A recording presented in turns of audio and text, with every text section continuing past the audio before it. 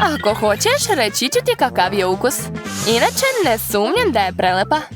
Jao, kakav miris. Izluđuje me.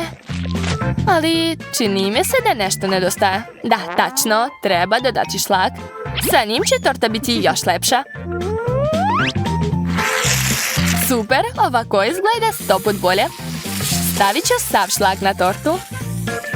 Svaka mi čast. Hoćeš možda da mi daš malo? Naravno, posluži se. Baš si bezobrazna, to je malo. Neće mi biti dovoljno. U redu, zapamtit ću ti to. Prestani da se nerviraš, Jess. Samo si gladna, u tome je problem. Upravo si, ali glad me naterao da smislim dobar plan. Zamislimo da je pasta za zube, to je šlag.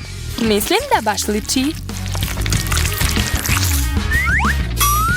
Želim još, nisam se najela. Ovaj šlag izgleda nekako čudno. Jess, opet si tu. U redu, možeš da gledaš kako jedem. Kako ukusno. Jao, šta se to osjeća? To uopšte ne liči na šlag. To je odvratno. Čudno, rekla si da ti se svidjela torta. Priznaj da si to ti uradila. Sada moram da bacim to.